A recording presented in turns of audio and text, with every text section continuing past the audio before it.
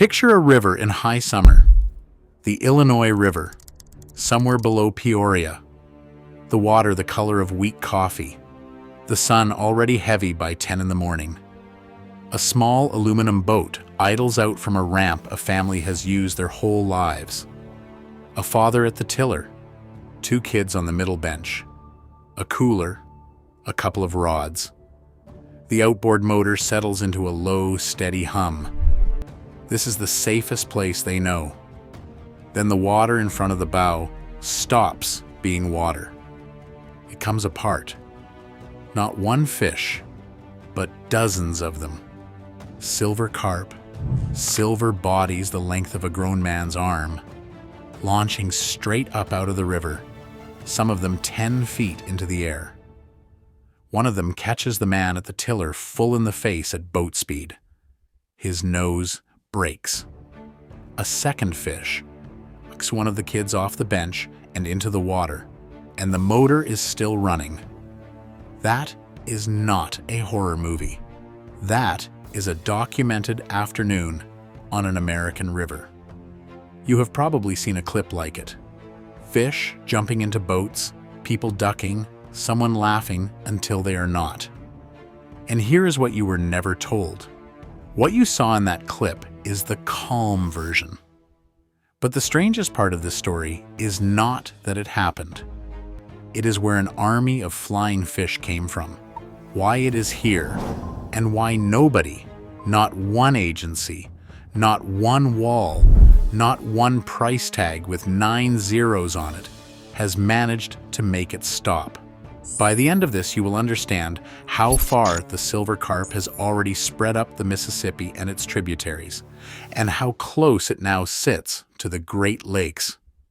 If you run a boat on any river in this country, this is your story, so do me a favor. Subscribe, and tell me in the comments which river you run, and whether the carp have reached your stretch yet. I want to see, water by water, how far this thing has gone. To understand the fish in the air, you have to go back to the 1970s and to a decision that made perfect sense at the time. The silver carp did not sneak into this country. We sent for it.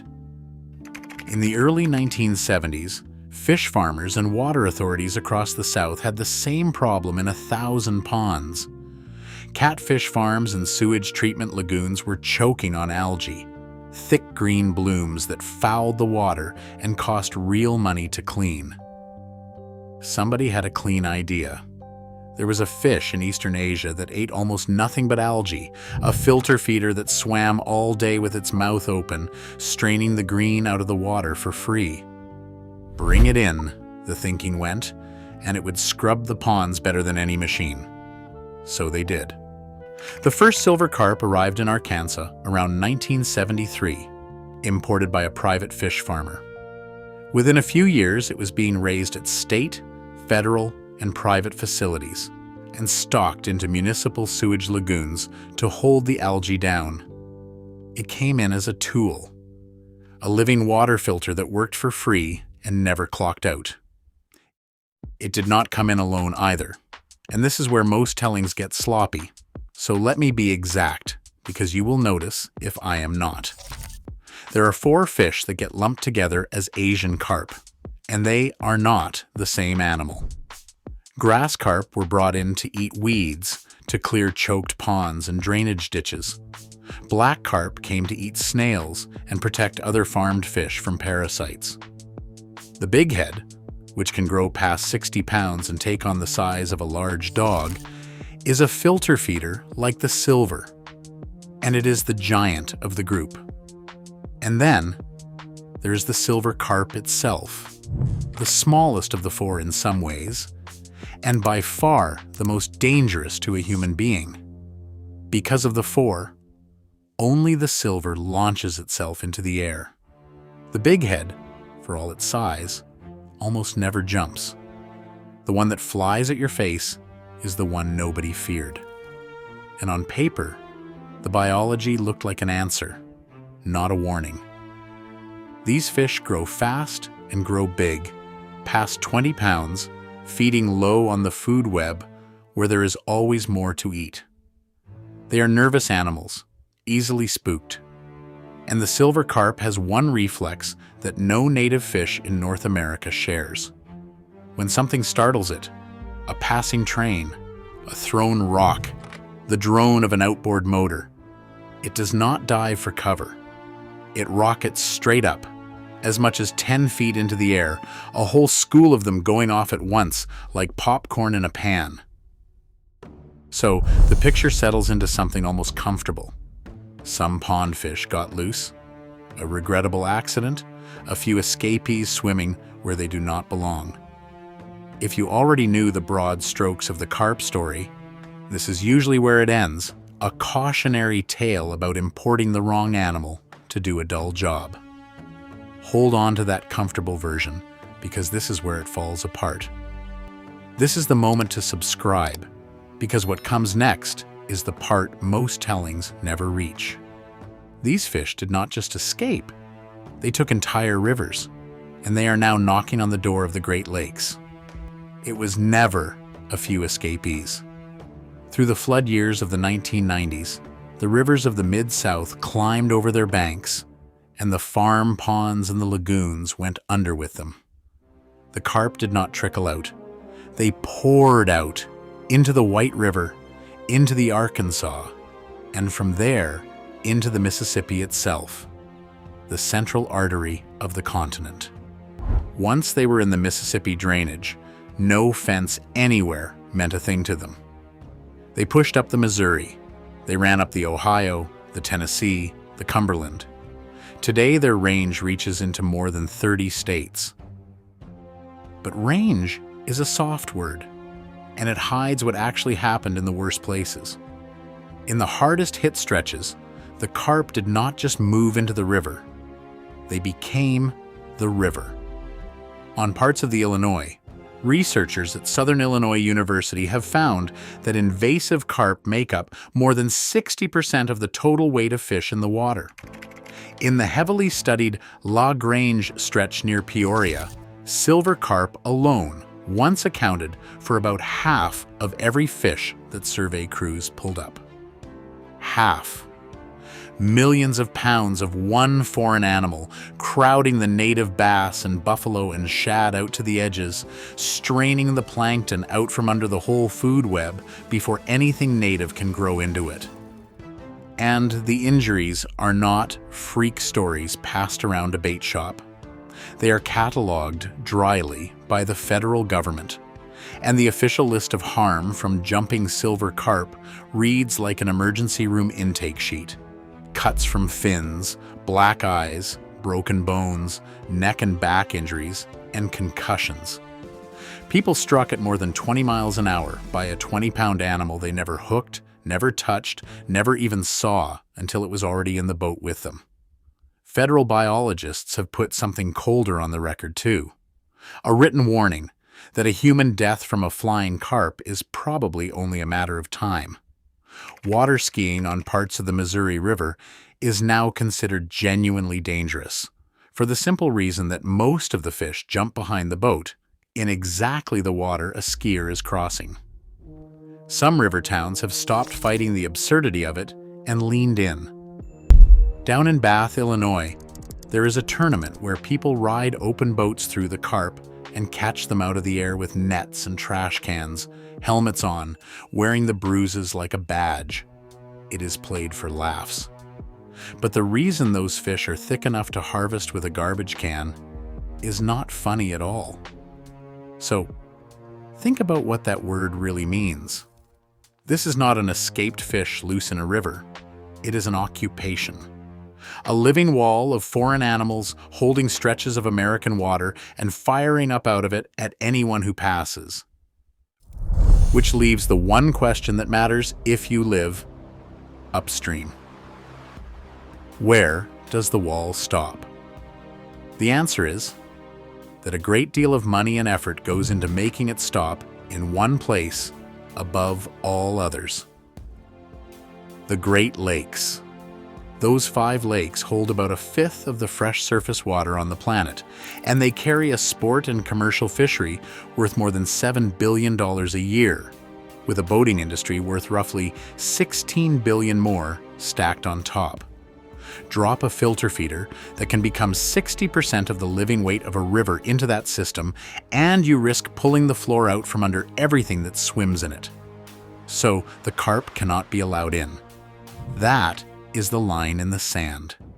The problem is geography, and it is a problem we built ourselves. More than a century ago, Chicago reversed its own river and cut a canal, the Chicago Sanitary and Ship Canal, to flush its waste away from Lake Michigan and send it down toward the Mississippi instead. In doing that, engineers stitched the 2 greatest watersheds in the country together, the Great Lakes Basin and the Mississippi Basin, which nature had kept apart. That canal is now the open back door between them, and it is the door the carp are swimming toward. So, the front line is electric. In the canal, the Army Corps of Engineers runs a set of electric barriers, pushing pulsing direct current through the water to turn the fish back before they can pass. The first of those barriers went live more than 20 years ago, and here is a bitter little irony. It was built to stop a different invader from going the other way, out of the lakes and down into the Mississippi. Now, the whole system runs in reverse, holding the carp back from the lakes. Because current alone may not be enough, the Corps is building a second layered gauntlet downstream at the Brandon Road Lock and Dam on the Des Plaines River near Joliet. Brandon Road is a choke point, a narrow channel barely 100 feet across that the fish have to pass through to go any farther. The plan stacks defense on defense inside that channel, an electric field first, then a wall of underwater noise, then a curtain of rising air bubbles, and finally a flushing lock to sweep the smallest fish back downstream. The price tag runs to roughly $1.15 billion, and several states are pitching in, with Michigan alone committing tens of millions to help a neighbor build a wall on a river that is not even inside its borders. And here is the gut punch. The wall may already be leaking. The carp's DNA has been turning up for years in the water on the wrong side of the barriers, up near Lake Calumet, only a few miles from Lake Michigan.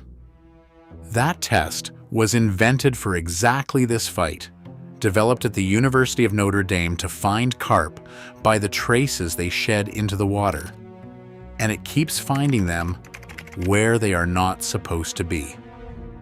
And it is not only DNA. Live fish have been pulled out from beyond the barrier 3 separate times in a little over a decade. A bighead carp in Lake Calumet in 2010, a live silver carp in the Lockport Pool in 2017, and in 2022, a 22-pound silver carp hauled out of Lake Calumet about 7 miles from the open lake, on the wrong side of every defense built to stop it. Now, the agencies will tell you correctly that the main body of the carp population has not advanced, that these were lone fish, and not a breeding wave, and that no carp has established itself in the lakes. That is true, and it matters. But sit with the other half of it. The last Great Wall, the billion-dollar gauntlet at Brandon Road, is not even finished. The project has been snarled for years in funding fights and delays, and construction has been paused more than once, even as single fish keep testing the door. This is not a conspiracy, and it is not stupidity. It is something quieter and worse, a real fight, fought hard by serious people, that money and current may simply not win against an animal that breeds by the million and only has to get through once. And if your river connects to this system, and most rivers in the middle of this country eventually do, then the wall of fish is not a Chicago problem on the evening news. It is closer to your ramp than you think. Which brings us back to the boat. Line it up and look at what we actually did to ourselves. We brought this fish here on purpose, to clean our own water. It escaped in our floods. It took our rivers, until in places it is the majority of everything alive in them. And now, we spend more than $1 billion to hold a single line that already leaks. The most dangerous invader in America was not smuggled in by a criminal or carried in on a ship by accident. It was invited by us to do us a favor. There is even a plan now to eat our way back out of it. In 2022, Illinois officials rebranded the fish, dropped the word carp entirely, and started selling it to restaurants and grocery stores as Kopi, short for copious, betting that American appetite could finish what American engineering has not. Fish it down by putting it on the dinner plate, one fillet at a time. Maybe that works. Maybe it does not. But go back to that river below Peoria. The water's still the color of weak coffee, the small aluminum boat, the kids on the bench, the low steady hum of the motor. Everything calm. Everything safe. And under that flat brown surface, in numbers no barrier has managed to hold, a wall of silver bodies waiting for the sound of that motor to set them off. The surface can break open at any second. On more and more American water, it already does. So, tell me down in the comments, which river do you run, and have the carp reached your stretch yet? Drop it below, because I read them, and I want to map how far this has actually spread. And if you want to see another American water where the danger came from a direction nobody expected, go watch the one on the bull sharks swimming up our rivers next. Same rivers, a different predator. The same quiet question underneath it. How close is it to you?